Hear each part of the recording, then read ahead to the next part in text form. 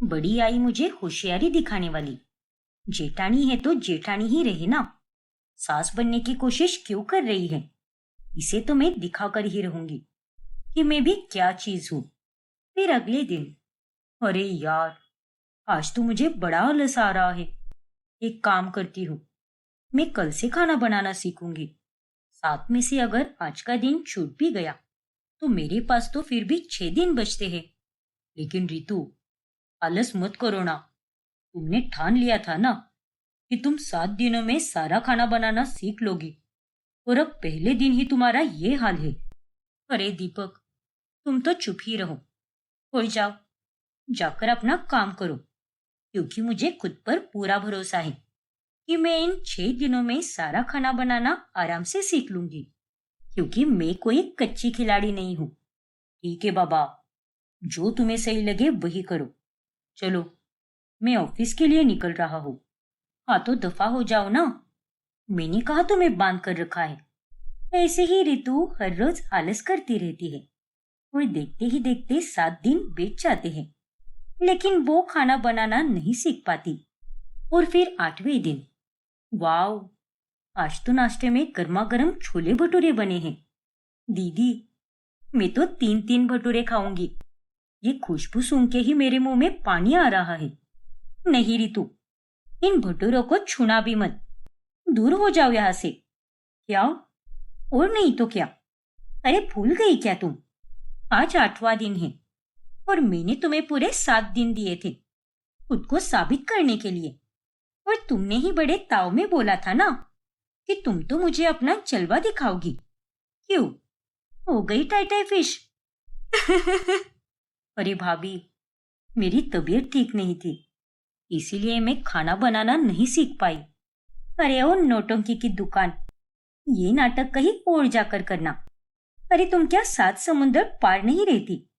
हम दोनों एक ही छत के नीचे रहते हैं, और मैं तो तुम्हें रोज देखती थी कि किस तरह से समय के होते हुए भी तुमने उसका सही से उपयोग नहीं किया।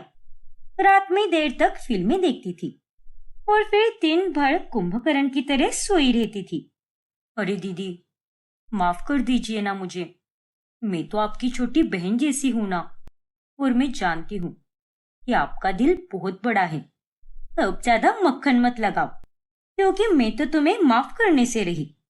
और तुम्हें मैंने पहले भी कहा था कि अगर तुम 7 दिनों में खाना बनाना नहीं सीखोगी और मेरी मदद नहीं करोगी तो 8वें दिन से मैं तुम्हें खाना नहीं दूंगी, और ये सारा खाना अब हम ही खाएंगे। और अगर तुम्हें खाना खाना ही है तो खुद जाकर अपने हाथ से बनाओ। चलो, अब हटो रास्ते से। मुझे ये खाना सबको परोसना है। रितु को अब सुनैना पर बहुत गुस्सा आता है। फिर बाद में, कैसे कैसे लोग रहते हैं इस दुनिया में। एक घर में ही रहकर मेरे साथ कितना अत्याचार हो रहा है। ना जाने कौन से जन्म के पाप की सजा मिल रही है मुझे, और ऊपर से मुझ पर किसी को तरस भी नहीं आ रहा। देख रितु, सच कहूं तो इसमें सारी गलती तेरी ही है। अरे तू अगर पूरी शिद्दत से 7 दिनों का इस्तेमाल करके खाना बनाना अच्छे से सीख लेती तो आज का ये दिन तुझे देखना ही नहीं पड़ता। पूरा ना सही, लेकिन थोड़ा तो खाना बनाना सीख लेती ना। लेकिन तूने तो मेहनत करने की जगह पर आराम करने को महत्व दिया। और एक बात सुन लो ड्रामा क्वीन, मैंने तुम्हें खाना देने से मना किया है, खाना बनाने से नहीं मना किया। तो तुम्हें जो भी बनाना आता है तुम वो बनाकर खा सकती हो, क्योंकि घर की रसोई पर हर एक सदस्य का उतना ही हक है जितना कि मेरा है। हाँ हाँ, पता है मुझे। आपको मुझे बताने की कोई जरूरत नहीं है। चलो, शुक्र है अब रितु को अपना खाना खुद ही बनाना पड़ता है, जिस वजह से वो काफी उदास होती है। वो दिन भर में बाहर से ही खाना मंगवाती है, और रात के समय वो खुद से ही कुछ झटपट बनाकर खा लेती है। अरे दीपक, मुझे पैसे दे दो ना। मेरे सारे पैसे खत्म हो चुके हैं। आज दोपहर में मुझे बाहर से वेज थाली मंगवाना है। वो बर्गर सैंडविच खा खा कर मेरा पेट ही नहीं भरता, और भाभी है कि मुझे कुछ खाना ही नहीं देती। ये सब क्या है रितु? अब तो तुम्हारा रोज का हो गया है। तुम तो रोजाना बाहर से 200-300 रुपए का खाना मंगवा रही हो। अरे इससे अच्छा तो खाना बनाना तुम खुद ही सीख लेती, जिस कारण मेरे पैसों की बचत भी हो जाती। अरे अब और कितनी ताने दोगे? तुम्हारा मुंह तो बस मेरे ही सामने खुलता है। अरे जाकर जरा अपनी चहेती भाभी से भी बोलो ना। अरे कोई इंसान इतना बुजदिल कैसे हो सकता है? सुने ना भाभी, ऐसी ही है रितु। जहां पर जो गलत होता है वहां वो किसी को माफ नहीं करती, और मैं जाकर उनसे कुछ भी नहीं कहने वाला, क्योंकि यहाँ पर सारी गलती तुम्हारी ही है। देखो, अब भी वक्त है। तुम उनसे माफी मांगकर उनसे खाना बनाना सीख सकती हो, लेकिन नहीं, तुम्हें तो जरा भी मेहनत नहीं करनी है। सब कुछ बना बनाया ही चाहिए तुम्हें। क्यों? सही कहा ना मैंने? तुम्हें पता ही दीपक, मेरा दिमाग तो पहले से ही बहुत गर्म हो रखा है, और अब तुम मुझे हर एक मिनट पर भाषण दोगे तो हम दोनों में बहुत लड़ाई हो जाएगी। इसलिए भलाई इसी में होगी कि तुम यहाँ से चले जाओ और मुझे कुछ देर के लिए अकेला छोड़ दो। ठीक है, जैसी तुम्हारी मर्जी। फिर अगले दिन, अरे रितु, तुम यहाँ पर क्या कर रही हो? डिस्को डांस कर रही हो? अरे क्या अब भी दिखाई नहीं देता क्या? मैं अपने लिए नूडल्स और ब्रेड ऑमलेट बना रही हूँ। अरे ये वक्त मेरा खाना बनाने का है, जो तुम्हें अच्छे से पता है। तो फिर तुम अभी इस वक्त यहाँ पर क्या कर रही हो? वो मैं अपने कमरे में कुछ जरूरी काम कर रही थी ना, इसलिए मुझे थोड़ी देरी हो गई। हाँ हाँ, मैं अच्छे से जानती हूँ। तुम अपने कमरे में घोड़े बेचकर सोने को जरूरी काम बोल रही हो। अरे कुछ तो शर्म करो। इंसान अपनी गलतियों से सीखता है, लेकिन तुम तो गलती पे गलती करने के बाद भी सुधरने का कोई नाम भी नहीं ले रही। अरे आप जैसी पापी औरत मैंने आज तक नहीं देखी। अरे मुझे चैन से जरा खाना तो बनाने दीजिए ना। क्यों मेरे सर पर बैठकर मुझे सुनाई जा रही हो आप? अरे मैं पापी नहीं हूँ, बल्कि पापी तो तुम हो। और मुझसे बात करने से पहले 10 बार सोचा करो, क्योंकि मैं तुम्हारी जेठानी हूँ और इस घर की बड़ी बहू भी हूँ। अगर तुम अपना काम ठीक से करोगी तो मुझे तुम्हें कुछ बोलने की जरूरत ही नहीं पड़ेगी। ताने सुनने पर मिर्ची लगती है ना, तो फिर ताने सुनने के जैसे काम भी मत किया करो ना। बस दीदी, चुप हो जाइए।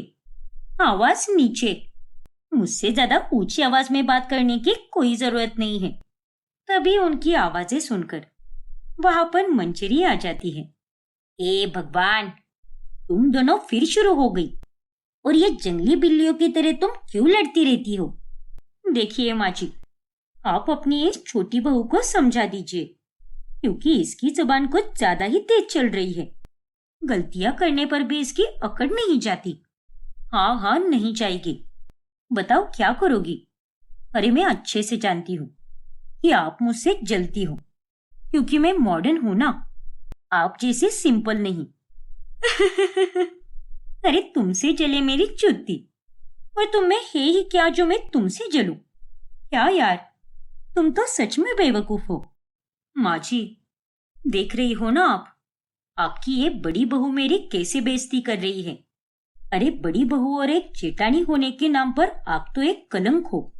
अरे ये बात तो मुझे तुमसे कहनी चाहिए रितु, क्योंकि तुम तो किसी भी काम की नहीं हो। अरे बस करो, और कितना सुनाओगी एक दूसरे को? अरे तो आप इसे समझाइए ना। चुपचाप खाना बनाना सीखकर अपने काम करने के लिए कहिए इससे। यहाँ पर मैंने अकेले ने ही सबका खाना बनाने का ठेका नहीं ले रखा। घर के तीनों बेटे काम पर जाकर अपनी जिम्मेदारियां खूब निभाते हैं, तो बहुओं को भी अपने काम करके अपनी जिम्मेदारियां पूरी करनी चाहिए ना। और इसे यहाँ पर कोई शोपीस के लिए नहीं लाया है। देख रितु, वैसे तो ये सुने ना अक्सर कुछ भी बातें किया करती है, लेकिन आज इसकी बात पूरी सही है। अगर तुझे इस घर में रहना है तो सारा खाना बनाना सीखना ही होगा। माना कि समय लगेगा, लेकिन सीखना तो पड़ेगा ही, वरना ये तो तुम्हें कोई खाना देने से रही, फिर ऐसे ही अपने लिए तुम्हें रूखा सूखा टाइम पास वाला खाना खाना पड़ेगा, जिससे तुम्हारा पेट भी नहीं भरेगा और आगे चलकर सेहत भी खराब हो सकती है। हाँ हाँ, ये बिल्कुल सही है। अरे आप तो इन्हीं की तरफदारी कर रही हो। खैर, मुझे किसी का कुछ भी नहीं सुनना है, और अगर इन्हें मुझे खाना नहीं देना है तो ना दे। वैसे भी इनके हाथ का खाना खाने के लिए मैं मरी नहीं जा रही। मुझे भी भगवान ने दो दो हाथ दिए हैं। चलो शुक्र है, ये बात इसे बहुत जल्दी याद आ गई। हर समय अपने ये सड़े हुए दांत दिखाकर हंसना शोभा नहीं देता आपको। खैर, अब से मैं अपना खाना खुद ही बनाऊंगी, फिर चाहे मैं कुछ भी बनाऊं। मुझे यहाँ पर किसी की कोई जरूरत नहीं है। तेल लेने जाए सब लोग। अब ऐसे ही हर रोज घर में अक्सर सुनैना और रितु का रसोई को लेकर झगड़े पड़ने ही लगते हैं। कभी कभी तो उनके झगड़े इतने देर तक चलते कि वो दोनों कोई खाना भी नहीं बना पाती और इसके परिणाम स्वरूप सबको भूखा रहना पड़ता है। आज फिर इन दोनों चुड़ैलों के कारण घर में खाना नहीं बन पाया। ये दोनों तो कितने दिनों से लड़ रही है और इन दोनों के झगड़ों के कारण हमारे खाने के हाल हो रहे हैं। वही तो माँ, हेमंत भैया और दीपक भैया ने दोनों भाभीियों को बहुत समझाने की कोशिश की, लेकिन वो दोनों तो उनका भी नहीं सुन रही। अब तो इस दुविधा को खत्म करने का एक ही रास्ता बचा है। कैसा रास्ता माँ? तेरी शादी। क्या? हाँ अक्षत बेटा, मेरी दोनों बहुएं ने तो मुझे बहुत परेशान करके रखा है, लेकिन अब मुझे मेरी सारी उम्मीदें मेरी तीसरी बहू से ही है, यानी तेरी होने वाली बीवी पर टिकी हुई है। और अब तो मैं उसकी तलाश भी शुरू करूंगी और तेरे लिए एकदम अच्छे से अच्छी लड़की ढूंढ कर लाऊंगी। अरे नहीं माँ, इससे पहले कि आप लड़की ढूंढना शुरू करो, मैं आपका काम और आसान कर देता हूँ। मतलब ये है कि मेरी ऑलरेडी एक गर्लफ्रेंड है माँ। उसका नाम तानिया है और हम दोनों पिछले 6 महीनों से एक दूसरे के साथ रिलेशनशिप में है माँ। क्या? हाँ माँ, हम दोनों एक दूसरे से बहुत प्यार करते हैं और शादी भी करना चाहते हैं। अरे नालायक लड़के, तूने इतनी बड़ी बात मुझसे छुपाई। आज तो तू गया काम से। अरे माँ, प्लीज माफ कर दो ना मुझे। मैं आपसे हाथ जोड़कर, नहीं, पैर पकड़कर माफी मांगता हूँ। लेकिन मैं आपको सही समय पर बताने ही वाला था और फिर आज अचानक से आपने मेरी शादी का जिक्र कर दिया, इसलिए मैंने सोचा कि यही सही समय है। और अभी अगर मैं आपको कुछ भी नहीं बताता तो बहुत गड़बड़ हो जाती माँ। अरे वो सब छोड़ और तू मुझे पहले ये बता कि वो लड़की कैसी है, परिवार वगैरह कैसा है उसका, और सबसे जरूरी बात, उसे खाना बनाना तो आता है ना? अरे माँ वो... अरे क्या हुआ? तेरी बोलती क्यों बंद पड़ गई अचानक? अरे माँ, वो एक बहुत ही अमीर घराने की लड़की है और उसके पापा एक बड़े कंपनी के मालिक है। देखिए, मैं आपको झूठा दिलासा नहीं दूंगा, जो सच है वही बताऊंगा। और तानिया को खाना बनाना नहीं आता माँ। क्या? हाँ माँ, लेकिन प्लीज उसे आप बहू बनाने से इनकार मत कीजिए। वो सब सीख जाएगी, या फिर इस परेशानी का कोई और हल भी निकल सकता है। पर प्लीज माँ, मेरी शादी उसी से करवाइए। आपको क्या चाहिए, मेरी खुशियां या फिर मेरा दुख? अरे पर बेटा... पर वर कुछ नहीं माँ, मैं कुछ नहीं जानता, यही मेरी जिद है। मैं आपका सबसे छोटा बेटा हूं ना, तो आपको मेरी बात माननी ही होगी। कल आप और मैं तानिया को मिलने जाएंगे। आपको उससे बात करनी ही होगी माँ। उसके मॉम डैड के साथ भी अच्छे से पेश आना, आपको मेरी कसम माँ। ए भगवान, तुझे तो मैं छोड़ूंगी नहीं अक्षत। कहाँ फंसा दिया तूने मुझे? अब अक्षत ने दी हुई कसम के चलते मंजरी अगले दिन तानिया से मिलने जाती है। हाँ आंटी, मैं और अक्षत एक दूसरे से बहुत प्यार करते हैं और हम एक दूसरे के बगैर नहीं रह पाएंगे। मेरे घर वाले तो मेरी ही पसंद के लड़के से शादी करवाएंगे। बस वो लड़का मुझे प्यार और सम्मान दे, यही उनकी इच्छा है। देख तानिया, मैं तुझे सब सच सच बताती हूँ। मेरी दोनों बहुओं ने मेरा जीना दुश्वार करके रखा है, लेकिन अब तो तुझे भी खाना बनाना नहीं आता, तो फिर तुझे अपनी बहू बनाकर मेरा क्या फायदा होगा? तू भी उस ऋतु की तरह दिन रात आराम करेगी और फिर तुम तीनों बहुओं का मिलकर कलेश पे कलेश होगा। अरे नहीं आंटी, ऐसा कुछ भी नहीं होगा। मैं घर पर अपना पर्सनल शेफ लेकर आऊंगी, जो दिन रात मेरे हिस्से के काम किया करेगा। इसलिए आप चिंता मत कीजिए। भले ही मेरे पास काम करने का कोई हुनर नहीं है, लेकिन इतना पैसा है कि मैं सारे काम किसी और से करवा सकती हूँ। क्या? हाँ आंटी जी। और तुम तो जानते ही हो ना अक्षत कि मेरे डैड कितने अमीर है। ठीक है फिर, अगर तेरा पर्सनल शेफ आ रहा है तो मुझे इस रिश्ते से कोई एतराज नहीं है। मैं तुम दोनों की शादी खुशी खुशी कराने के लिए तैयार हूँ। सच माँ? हाँ बेटा, सच। थैंक यू सो मच माँ, आपने तो मेरा दिन बना दिया। Thank you so much aunty. फिर मंजरी अक्षत और तानिया की शादी कराती है। लेकिन शादी के बाद जब वो घर आए शेफ को अपनी पसंद का खाना बनाने के लिए कहती है, तभी माफ कीजिएगा, लेकिन मुझे यहाँ पर सिर्फ तानिया मैम का खाना बनाने के लिए बुलाया गया है। मुझे सिर्फ उनके लिए ही खाना बनाने के पैसे मिलेंगे और इसीलिए मैं आपको कुछ भी बनाकर नहीं दे सकता। क्या?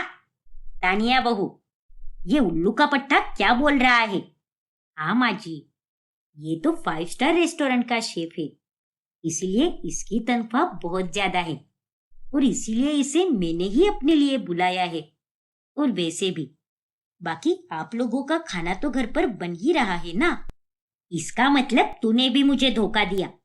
पहले बोले कि शेफ आएगा और खाना बनाएगा, और मुझे लगा कि मैं इस शेफ को अपनी पसंद का खाना बनाने के लिए बोल सकती हूँ, वो भी दिन के किसी भी पहर को। लेकिन यहाँ पर तो कुछ और ही हो गया। ये तूने अच्छा नहीं किया तानिया। झूठा दिलासा देकर शादी करने के लिए हाँ करवाई है तूने मुझसे। अरे क्या माँ जी, आपकी तीसरी बहू ने भी आपके साथ स्कैम कर दिया। अब मंजरी अपना सर पकड़ लेती है।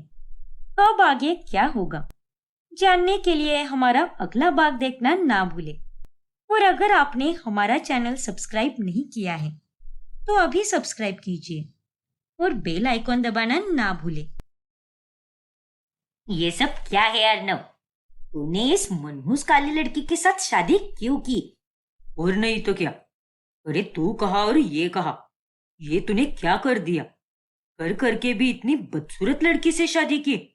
मैंने आपको पहले ही कहा था अर्नव के पापा, ये सब इस लड़की का ही किया है।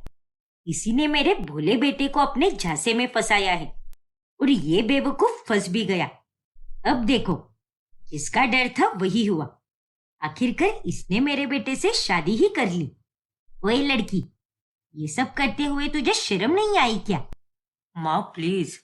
अरे तेल लेने गया तेरा प्लीज बिलीज। मुझे शादी नहीं करनी है बोल बोल कर तूने इसके साथ शादी कर ली। अरे एक बार अपनी माँ के बारे में भी तो सोच लेता ना। लेकिन नहीं, मेरे प्रति तेरे मन में अब पहले जैसी इज्जत कहाँ पर रही है ना? ऐसी बात नहीं है माँ। ऐसी ही बात है, इसीलिए तूने इस कल्लो से शादी कर ली। वरना तुझे अगर मेरी पड़ी होती तो तू उसी दिन इस लड़की से दूरी बनाता। लेकिन नहीं, तूने वैसा नहीं किया। अरे माँ, अब सच में कुछ ज्यादा ही गलत सोच रही हो। रूबीना का रंग भले ही काला है, लेकिन ये दिल की बहुत अच्छी है और इसकी यही बात इसे तन और मन दोनों से सुंदर बनाती है और इसी के कारण मैं इसके प्यार में भी पड़ा। हाँ माँ, हम दोनों एक दूसरे से बहुत प्यार करते हैं और मैं जानता था कि आप दोनों हमें एक साथ स्वीकारने से इनकार कर दोगे, इसीलिए मैंने आप दोनों से बिना पूछे ही ये फैसला ले लिया। अब आप दोनों को ये फैसला गलत लगेगा, लेकिन मेरा यकीन कीजिए, कुछ दिनों के बाद आप दोनों खुद ही कहोगे कि मैंने जो फैसला लिया है वो बिल्कुल सही है। अरे वो तो तब होगा ना जब मैं इस रिश्ते को स्वीकारूंगी। मेरी बात कान खोलकर सुन ले, चाहे कुछ भी हो जाए, मैं इस शादी को नहीं मानती। और मैं भी। तूने हमारी भावनाओं के साथ खिलवाड़ किया है अर्नव। ए लड़की, निकल जा यहाँ से, ये तेरा घर नहीं है। लेकिन माँ जी, मेरा काला होना मेरी कमी कैसे हो सकता है? देखो माँ, अगर रूबीना इस घर में नहीं रहेगी तो मैं भी यहाँ पर नहीं रहूंगा। अगर आप दोनों को मेरी खुशियां मंजूर नहीं है तो मैं भी इस घर को छोड़कर चला जाऊंगा यहाँ से। क्या? अब अर्नव रूबीना के साथ वहां से जा ही रहा होता है कि तभी, अरे रुक जाओ, तुम दोनों को कहीं जाने की कोई जरूरत नहीं है। क्या? इसका मतलब अब दोनों ने हमारे रिश्ते को स्वीकार किया? नहीं, लेकिन तेरी खुशियों के खातिर मैं इस लड़की को बर्दाश्त कर लूंगी, पर अपनी बहू नहीं मानूंगी। तू ये घर छोड़कर मत जा। अगर इस लड़की को यहाँ पर रहना है तो रहे, मुझे उससे कोई दिक्कत नहीं है। इतना कहकर कमला अपने कमरे में चली जाती है। जो कुछ भी कमला ने कहा है वही मेरा भी मानना है, लेकिन आज तूने जो भी किया है वो बहुत गलत है बेटा, और इसके लिए मैं तुझे कभी माफ नहीं करूंगा। पर पापा। इससे पहले कि अर्णव कुछ और कह पाता, तेजेंद्र भी वहां से चला जाता है। और ये सब देखकर रुबीना अब बहुत उदास होती है। मुझे लगा ही था कि ये सब होने वाला है, और वही हुआ अर्णव। तुम्हारी खुशी के लिए माँ जी और पापा जी ने मुझे घर में रहने की जगह तो दे दी, पर अपने दिल में कोई जगह नहीं दी। उन दोनों को वक्त लगेगा रुबीना, लेकिन तुम घबराओ मत और पूरे दिल से अपने बहू होने का धर्म निभाओ। मुझे पूरा भरोसा है कि एक ना एक दिन तुम उन दोनों के दिल में जगह जरूर बनाओगी। ठीक है अर्णव, मैं हार नहीं मानूंगी और अपने सास ससुर का दिल जीत कर ही रहूंगी। अब यही मेरा लक्ष्य है। ये हुई ना बात। अब रुबीना एक अच्छी बहू बनने की पूरी कोशिश करती है। फिर वो अगले दिन अर्णव से पूछकर तेजेंद्र और कमला के मनपसंद खाने के पदार्थ बनाती है। बताइए ना माँ जी पापा जी, कैसा बना है खाना? ठीक ही बना है। चलो अच्छा है। थैंक यू सो मच माँ जी। हमसे कोई प्यार और स्नेह की उम्मीद मत रखना तुम। हम तुम्हें सिर्फ अपने बेटे के लिए झेल रहे हैं, इसलिए अपना काम करो और चुपचाप इस घर में रहो। बाकी उसके आगे तुम्हें कुछ करने की कोई जरूरत नहीं है। फिर वो दोनों खाना खाकर अपने कमरे में चले जाते हैं। तभी वहां पर अर्णव आता है। रुबीना, माँ और पापा ने क्या कहा मैंने सब सुन लिया, लेकिन तुम फिक्र मत करो, और ये सब समय के साथ ठीक हो जाएगा। यही कहने वाले थे ना तुम? हाँ यार, मुझे पता है अर्णव, तुम मेरी चिंता मत करो। मैं अगर कुछ ठान लेती हूँ तो वो करके ही रहती हूँ। माँ जी और पापा जी के इन छोटे मोटे तानों से मैं कोई बेचारी बनकर रोती नहीं बैठने वाली। मैं तो उनका हृदय परिवर्तन करके ही रहूंगी। इतनी जल्दी हार मानने वालों में से नहीं है तुम्हारी बीवी। ये बात तो मैं भी जानता हूँ कि मेरी बीवी कोई कच्ची खिलाड़ी नहीं है, पर फिर भी रुबीना, तुम्हें बुरा तो लगा ही होगा ना। अरे चिल करो बाबा, दुनिया में पता नहीं लोग मुझे क्या क्या बोलते रहते हैं, लेकिन मैं किसी का बुरा नहीं मानती। मैं अपनी ही धुनकी में मस्त रहती हूँ, इसीलिए तुम भी बेफिक्र रहो मेरे प्यारे पतिदेव। ओके मेरी स्ट्रॉन्ग बीवी साहिबा। अर्णव के पड़ोस में एक ईरा नाम की लड़की रहती है। ईरा और अर्णव दोनों एक ही कॉलेज में पढ़ा करते थे।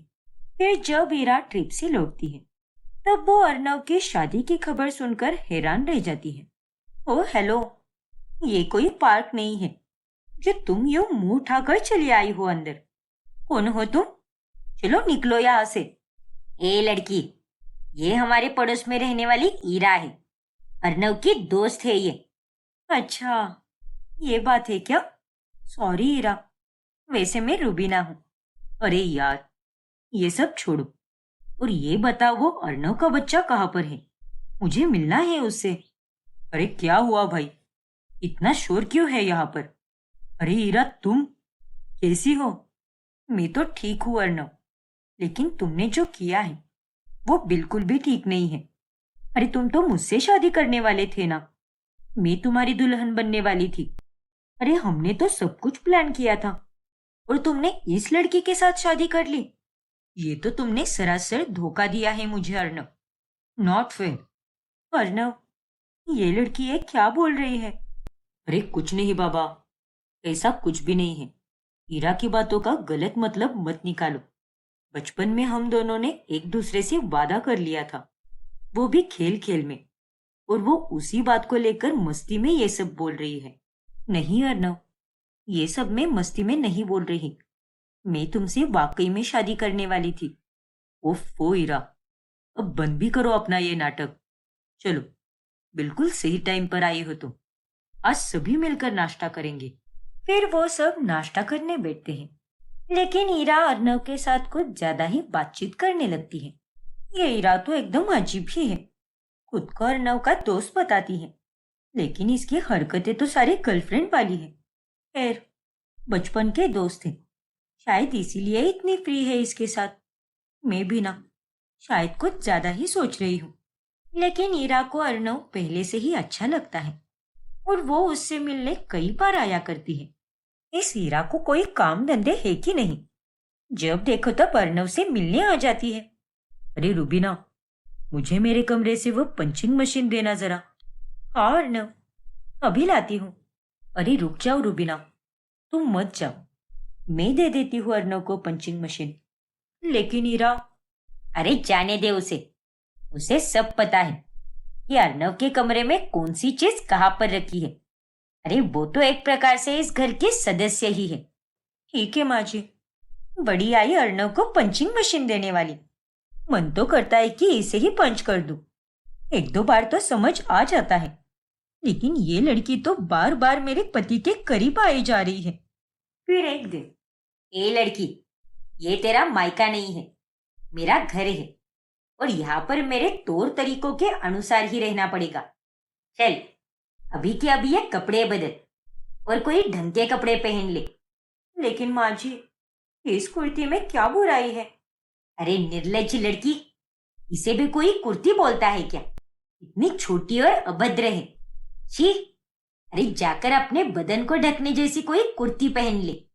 और देख लड़की, मैंने तुझे यहाँ पर रहने की अनुमति दी है, इसलिए मेरी इज्जत को मिट्टी में मत मिलाना और ये अभद्र कपड़े पहनकर अपना काला शरीर मत दिखाना मुझे। वैसे तो तू है ही बदसूरत और इन छोटे कपड़ों में और भी बदसूरत दिखती है तू। कमला की बातों से रुबीना को बहुत बुरा लगता है, लेकिन वो हमेशा की तरह उन पर ध्यान नहीं देती और अपने कपड़े बदलकर वो कमला के अनुसार ही रहती है। फिर जब अर्नव को ये बात पता चलती है, तभी, तुमने ऐसा क्यों किया रुबीना?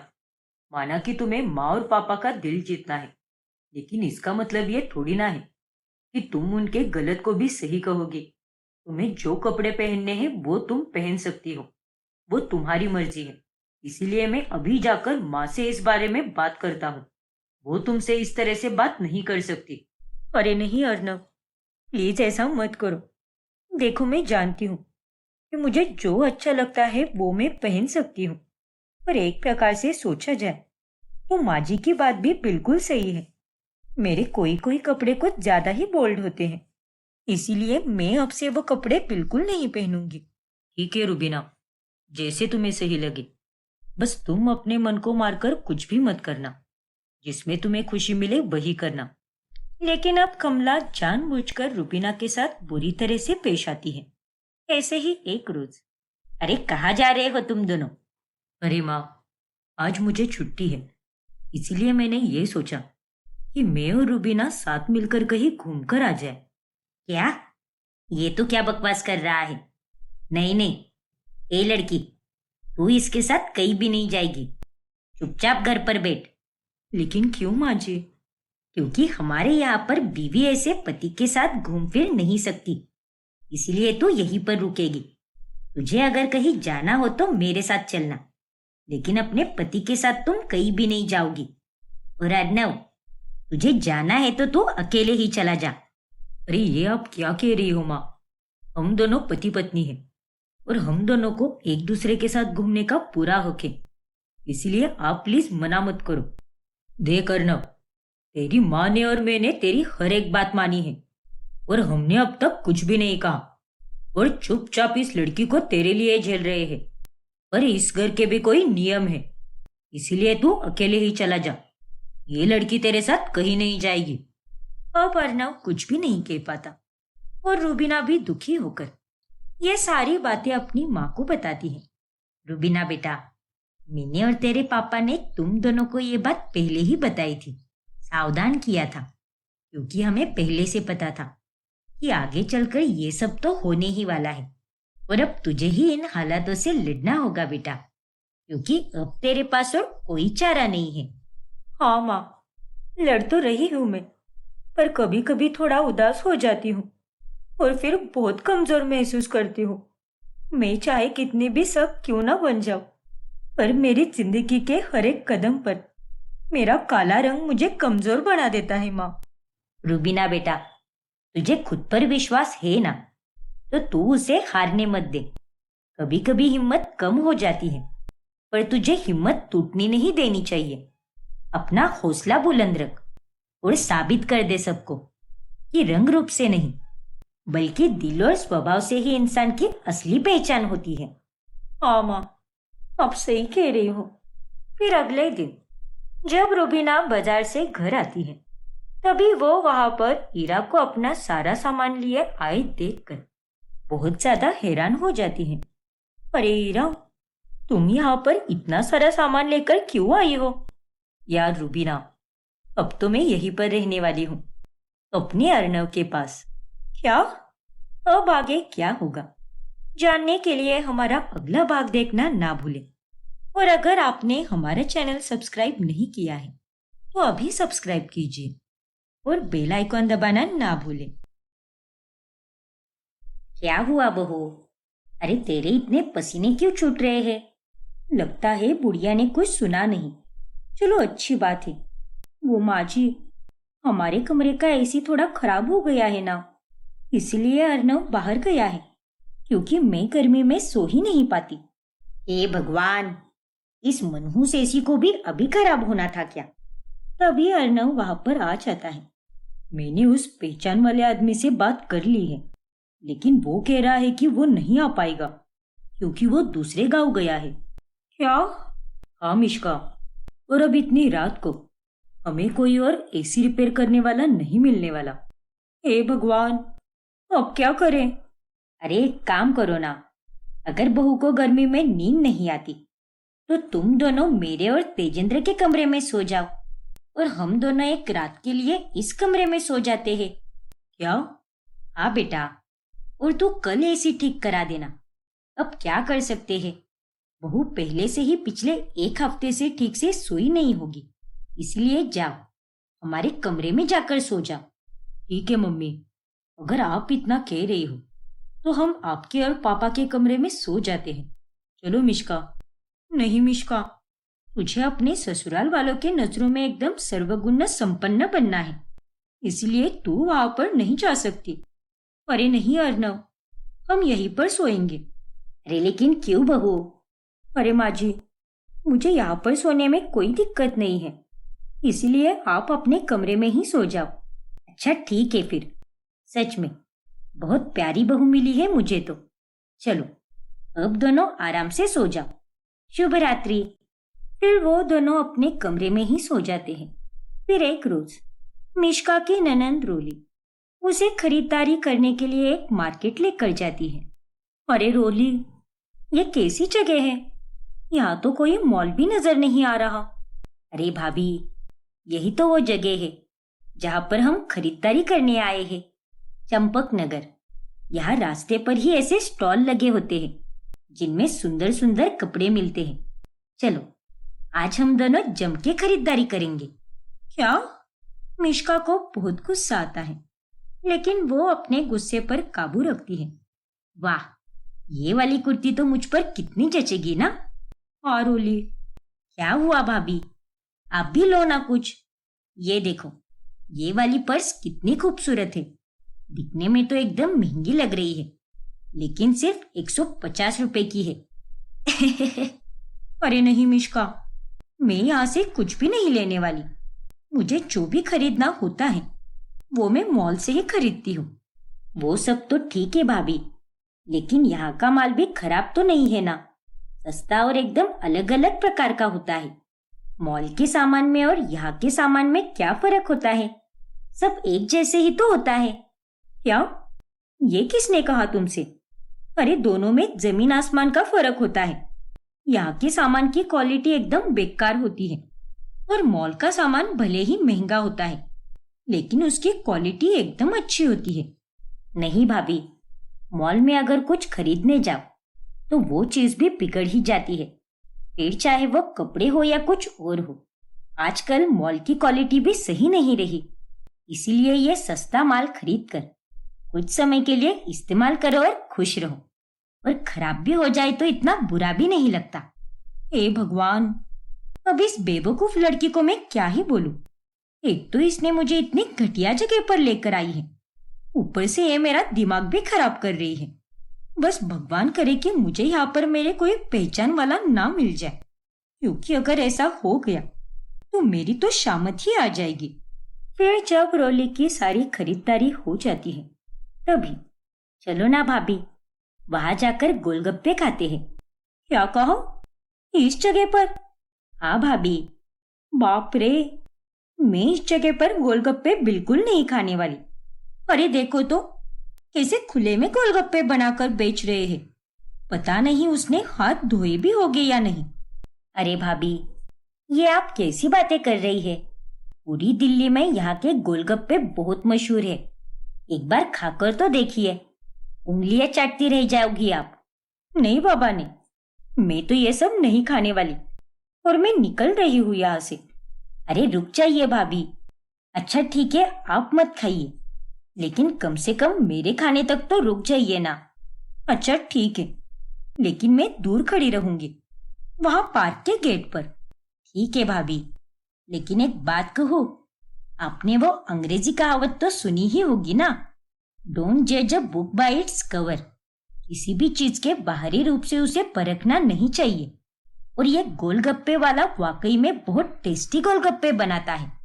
अरे बाबा, भगवान के लिए इसके गुणगान गाना बंद भी करो और जाओ, तुम्हें जो खाना है खा लो।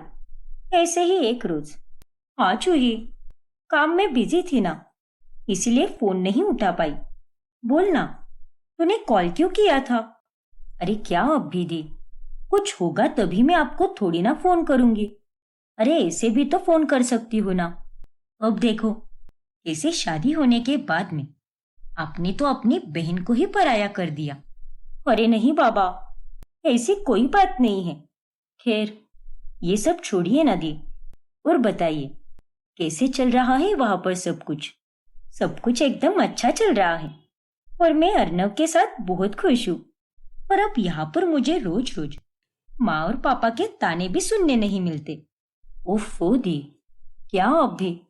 अच्छा चल, अब मैं रखती हूँ फोन, मुझे कुछ काम याद आ गया है, लेकिन मैं तुझे शाम में कॉल करूंगी, ठीक है ना? बाय। लेकिन दी, मिश्का कॉल कट कर देती है।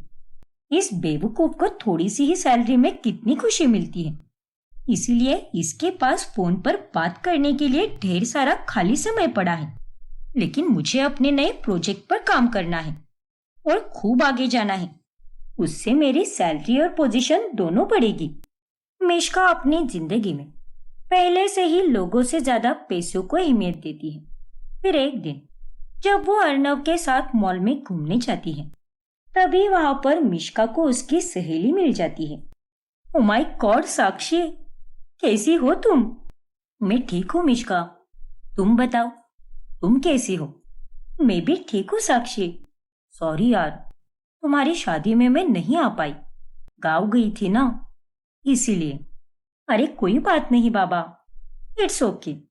वैसे तुम दोनों को शादी की बहुत बहुत शुभकामनाएं। तुम दोनों के फोटोज तो मैं हमेशा सोशल मीडिया पर देखती ही रहती हूँ, और तुम तो हर दिन आगे लगाती रहती हो यार। सच में तुम्हारी तरक्की देखकर मुझे बहुत खुशी मिलती है। शुक्रिया साक्षी। अरे मिश्का, अब चले क्या हम, वरना जूतों की सेल खत्म हो जाएगी।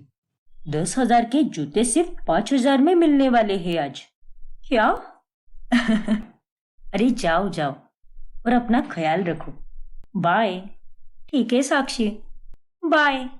फिर साक्षी के जाने के बाद मिश्का अर्नव पर बहुत गुस्सा हो जाती है। अर्नव, तुम्हारी अक्ल क्या घास चढ़ने गई है क्या? अरे क्या हुआ मिश्का, तुम ऐसे क्यों बोल रही हो? अरे मेरी सहेली तुमसे बात कर रही थी, लेकिन तुमने उसे हेलो तक नहीं कहा, और तुम्हारा ध्यान तो बस जूतों की दुकान पर ही था। ऐसे कौन करता है भला? अरे तो फिर उसने भी तो मुझसे कोई बात नहीं की ना। अरे तुम तो पूरा टाइम दूसरी तरफ ही देख रहे थे, तो वो तुमसे क्या बात करती? ऊपर से उसके सामने पागलों की तरह बोल रहे थे कि जल्दी चलो, वरना सेल खत्म हो जाएगी।